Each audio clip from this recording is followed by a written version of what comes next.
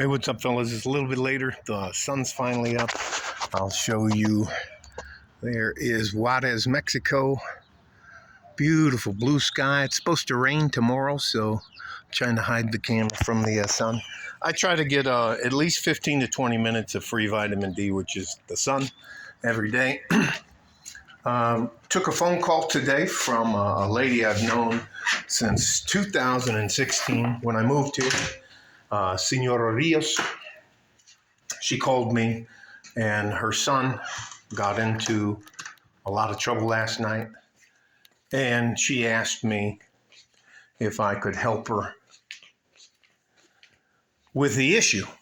For those of you who do not know what it's like to live on a border city, if you think there is a ton of corruption here in the United States, you're right. There is a ton of corruption here in the United States, but the amount of corruption that is in the city of Juarez, and oh, by the way, they have a cartel war going on in there between, you have the CDS, Cartel de Sinaloa, which is the big dog, which is possibly supported by the government of Mexico, as well as the DEA and some other federal agencies in there. If you don't think that we here in the United States are corrupt and have corrupt officials, you are living in I don't know, how do you say that? You're living in, fuck it. I'm trying to, anyways, I like the bridge. So anyways, she was crying and very upset, and she said she hoped, this is how nice of a lady she is. She helped me find my apartment here in El Paso. She showed me around a little bit. Very much older lady. She's in her early 70s. I think she's 72. She said her oldest son last night, Miguel, got into a car accident as he was driving from the city of Juarez down to the capital of the state of Chihuahua, which is Chihuahua City. And he said the police pulled him over for and charged him with hitting and killing a person while he was texting and driving. The only problem is her son doesn't have a cell phone. He got it repossessed because he lost his job and hung on to it until they just shut it off. It doesn't work. Let me rephrase that. He has a physical phone, but it doesn't work. He's not on a network anyway. So, anyways, she said she managed to scrape up $300, and that if she could get an additional $300, she could hire an attorney or just simply pay the police chief off and get the boy out of jail. His car's not even messed up.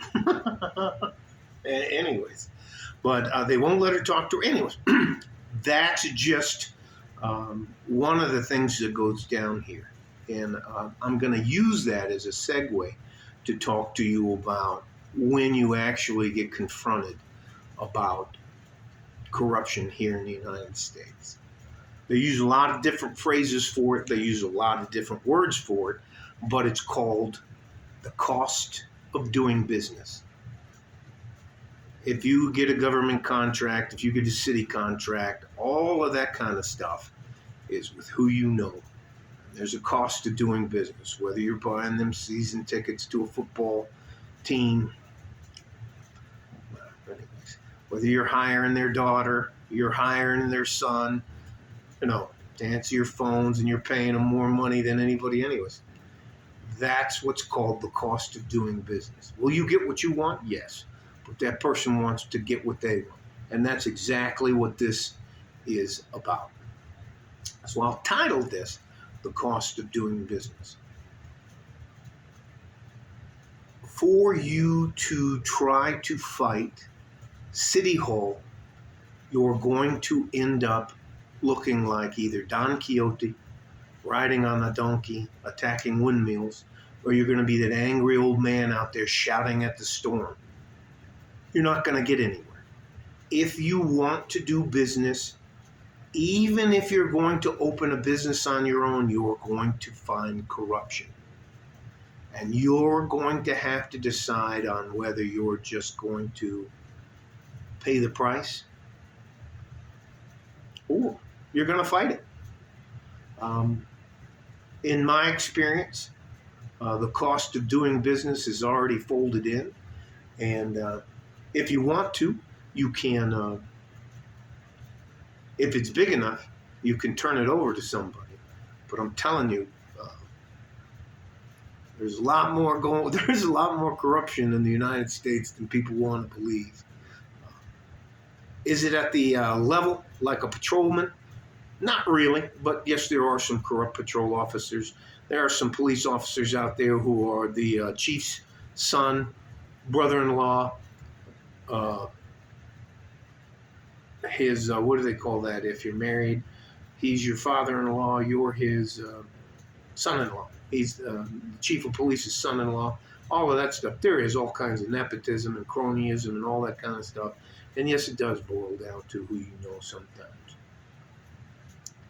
But it's the reality of it. Am I going to give Senora Rios the $300? Yes. Yes. And you know what? I'm going to go in downtown, and all she has to do is walk across the bridge. I'll give her the money. She walks back across the bridge, and that's that. She'll get her son back. But Mrs. Rios and I have an understanding that she knows she has to get the money back to me. And I gave her 3.5 years to give me the money back. We worked out a payment plan. And you know what? Do I care if she pays me back? No. Will I harp on her or hound on her about that? No. Would I want someone to help me get my son out of the clutches of the Mexican police department? Yes. I'm telling you, although things are not perfect here in the United States, they are vastly different. Just a few miles away from my front door. All right, listen. Do not be surprised when someone, if you're going to get into business, if you're going to get a general contracting, if you're going to become a plumber or carpenter or this or that, and you have to wait for a permit or they have to come and check your work, do not be surprised. Of course, you can tell them to fuck off. Of course, you can tell them to do whatever. But if it's a big enough project, it's just what they call the cost of doing business. You guys stay safe and healthy. Take care of each other. You know, in real life, it's extortion. It's illegal. It's terribly illegal. I wish I could tell you. And I'm not telling you to bend the knee. I'm not telling you anything like that. But please do not be shocked when somebody tells you, hey, man, you want this? Well, I can get that done for you. It happens all the time, man. It's what we hear in the United States. It's how politicians get elected. All right. Love you guys. Stay safe and healthy. Take care of each other if you can. And if you can't, you have to take care of yourself. And that's a long, long way of me telling you, look, the systems are rigged. Right now, men are the bad guys. It doesn't, you know, we are, what are we, misogynistic.